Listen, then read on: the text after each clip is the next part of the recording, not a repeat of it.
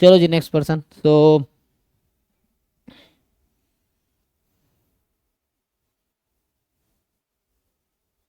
हाँ भाई अमन बताओ, एक बार तुम्हारा बता देता हूँ तो। सर ट्रांसफॉर्मेशन यूज करना सही होगा क्योंकि वन वन नहीं होगा फंक्शन। हाँ हाँ, तो इसीलिए दो टर्म में यूज हुआ ना। वन वन नहीं है इसलिए दो टर्म लेना पड़ा, अगर वन वन होता तो एक टर्म में ही काम हो जाता। Okay sir. वन वन नहीं है इसलिए दो टर्म आया, क्योंकि एक वाई करस्पॉन्डिंग दो डिफरेंट एक्स मिल रहा है इसलिए दो टर्म आया।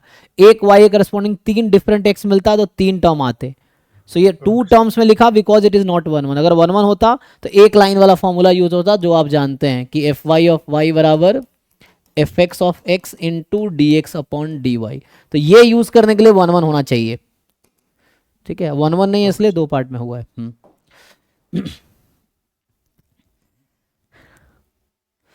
सो बताओ भाई अमन कहाँ से स्टार्ट करें बताओ। सर सेकंड लास्ट में ये डायमेंशन का होता है ना, number of column minus rank, तो उससे टू नहीं आ रहा आंसर उसका। क्यों? U and V are null space of this and this. तो यू का डायमेंशन क्या है, वी का डायमेंशन क्या है? Two two. नहीं, एक पे काम करो, नल स्पेस क्या होता है, what is rank of A B matrix मान लो। चलो मैं लिख के बताता हूँ बस तुम्हें बताना।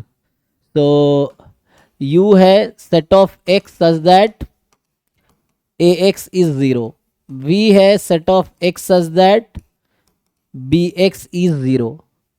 ठीक, तो मुझे ये बताओ, इसको जरा सिंप्लीफाई करो क्या बनेगा। तो यहाँ पे अगर मैट्रिक्स में ले लेता हूँ क्या बनेगा, ए है टू क्रॉस फोर तो चार लेना पड़ेगा। एक्स वन एक्स टू कैसे भी ले लो, हॉरिजॉन्टल लो या वर्टिकल लो।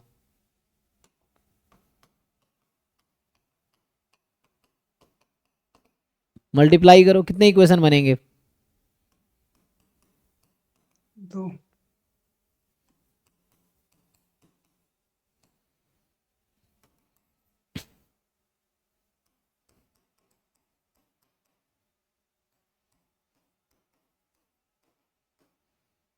यहाँ पे वही है, वेक्टर एक्स ही है यहाँ पे। तो x such that,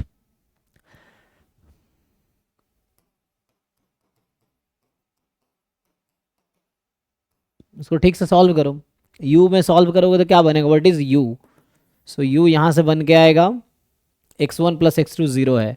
so x one minus x one, x three minus x three, जहाँ पे ये रियल नंबर्स हैं।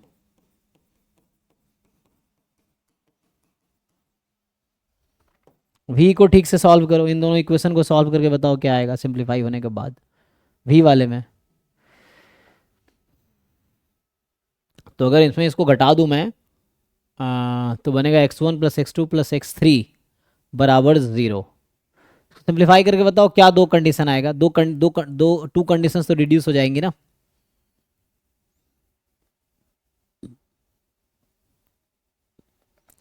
अगर सीधा सीधा सब्ट्रैक्ट करेंगे तो क्या आएगा, सीधा सीधा सब्ट्रैक्ट करेंगे तो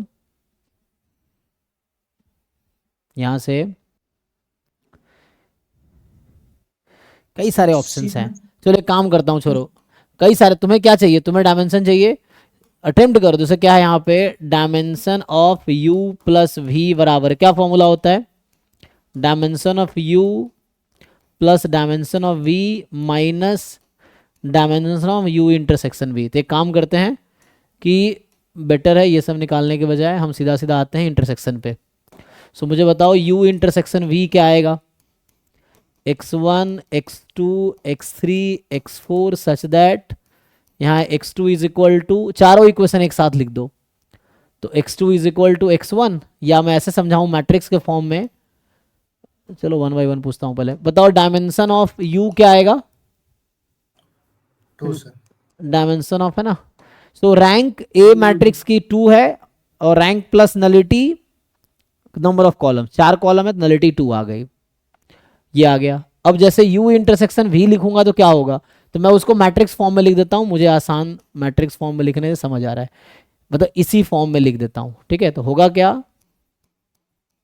आई थिंक सर वन आएगा।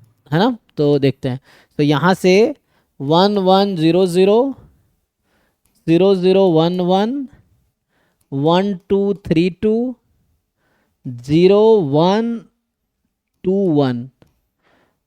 अब तुम्हें ये हो सकता है डाइजेस्ट करने में टाइम लगेगा लिखा कैसे है, तो इसके लिए थोड़ा सा ना अंडरस्टैंडिंग चाहिए।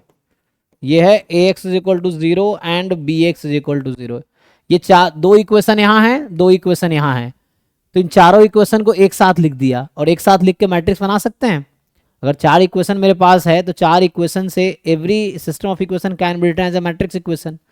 तो इन चारों इक्वेशन को एक साथ लिखोगे तो ऐसा बना सकते हैं कि नहीं? यस सर, सेम ही बात है। हाँ, अब बताओ रैंक क्या है इस मैट्रिक्स का? What is rank of this matrix?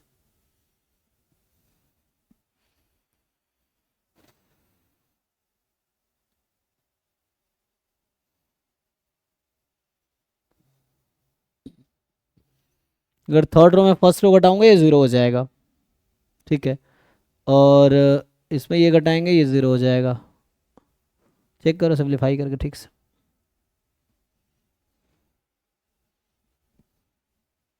सो ए का रैंक जो आएगा 4 minus rank of A is the dimension of U intersection V, क्योंकि ये नलिटी है। तो बताओ इससे आंसर नहीं आ जाएगा?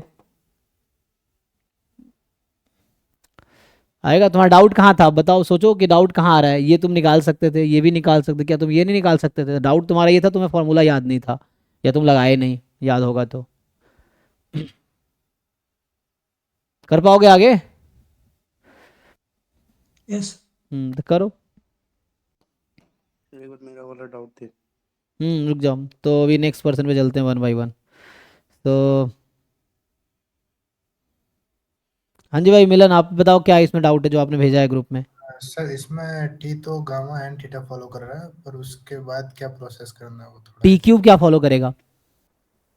टी क्यूब ने टी फाइंड करना है ना, एक्स क्यूब तो gamma sorry T follow cube कह करेगा। रहा हूँ, सॉरी एक्स क्यूब क्या फॉलो करेगा? एक्स का गामा पीडीएफ फॉलो कर, एक्स क्यूब एक्सपोनेंशियल फॉलो करेगा। बस, और तो एक्स समीकरण एक्स क्यूब होगा को नया नाम दे दो वाई, ठीक है। एक्स आई का नाम मतलब एक्स क्यूब इज वाई, ठीक है। तो now you have sample Y one Y two Y N with exponential theta, ठीक है। और एक्सपोनेंशियल थीटा में यूएम भी निकाले हो कभी? क्या सर? राव ब्लैकबेल थ्योरम आपने लगाया एक्सपोनेंशियल वाले में? Yes yes sir yes. तो मुझे ये बताओ कि x1 x यहाँ y1 से कर देता हूँ, y1 y2 yn जो है एक्सपोनेंशियल थीटा है। क्या पूछा है आपसे? मुझे बताओ एक्सपेक्टेशन ऑफ h जो आपको दे रखा है वो क्या आएगा? एक्सपेक्टेशन ऑफ h जो क्वेश्चन में दे रखा है hx1, 1 into t प्रोबेबिलिटी हो ये जाएगी। कितना आएगा? इन इंडक्शन में डायरेक्ट प्रोबेबिलिटी हो जाएगा ना। यही आएगा ना? यस ये x more than 1, cdf 1 minus cdf at 1, cdf at 1 is this, okay ये आएगा। और आपसे जो पूछ रहा है ना e of h given t, t क्या है? t जो मैंने कहा आपको सजेस्ट किया है वो समेशन वाई आई, और आपको पता है कि ये कंप्लीट सफिशिएंट एस्टिमेटर है। Yes sir. अच्छा इंडिपेंडेंट हो जाएगा थीटा से। तो this is U M V U E of e की पावर माइनस थीटा। तो ये थीटा से इंडिपेंडेंट हो जाएगा ना। नहीं, थीटा से इंडिपेंडेंट उसका डिस्ट्रीब्यूशन होगा। हाँ, डिस्ट्रीब्यूशन गिवन समथिंग, वो तो डेफिनेशन आप बता रहे हो। आपको पता है यूएम वी कैसे निकालते हैं?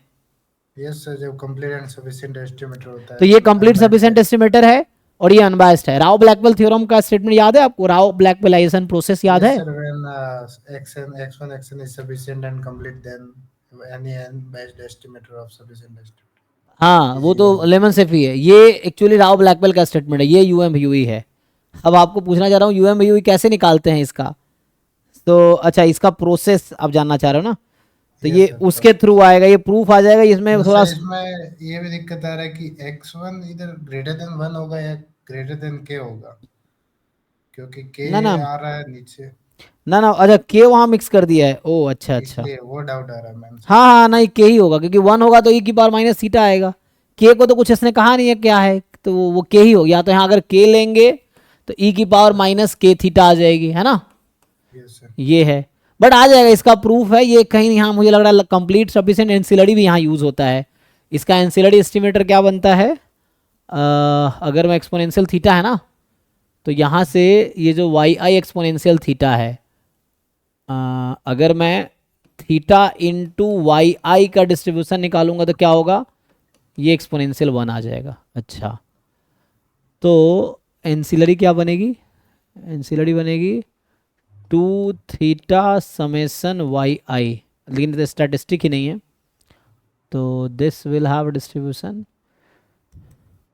वो क्या ही होगा जो आप कह रहे हो ना। अब ये आपको अलग से कैलकुलेट करना होगा, तो ये कैसे कैलकुलेट करोगे, एक्सपेक्टेशन, ये इनडायरेक्टली ये है probability x1 more than k given summation Y I is equal to T, ठीक है, आई फ्रॉम 1 to n, क्योंकि k इन्वॉल्व है ना, k तो ऑप्शन में, क्वेश्चन में कहीं k तो आया ही नहीं है, तो इसका मतलब है ये होगा।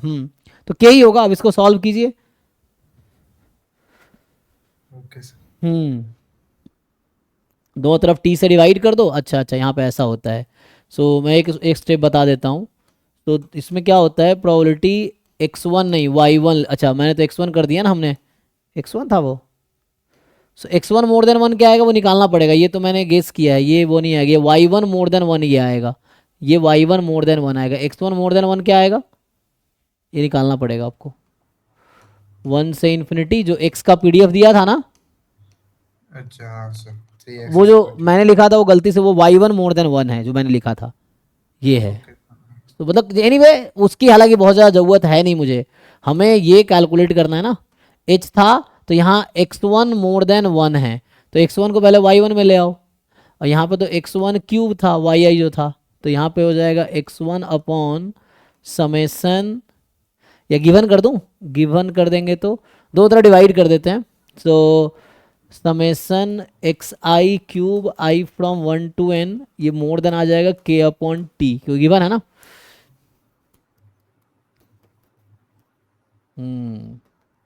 ये सर स्टेप कैसे है, हाँ, ये स्टेप कैसे आया? दोनों तरफ हमने t से डिवाइड कर दिया, ओके और t गिवन है, तो ये गिवन है, कांस्टेंट है, तो यहाँ इधर एस्टिमेटर, तो यहाँ एस्टिमेटर यूज़ किया, और इधर हमने t यूज़ किया, क्योंकि t की वैल्यू तो यही है ना, तो गिवन है। Okay sir okay. अब इसको देखो, इसका डिस्ट्रीब्यूशन अगर निकाल लोगे तो आगे कैलकुलेशन आसान हो जाएगा, बस यही करना है कि what is distribution of this. देखो ट्राई करके, मुझे एक तो यहाँ पे भी डाउट हो रहा है कि यहाँ x1 क्यूब होना चाहिए, मुझे ऐसा लगता है, सो y1 हो जाएगा, होगा तो थोड़ा इजी हो जाएगा। हाँ इजी हो जाएगा उससे।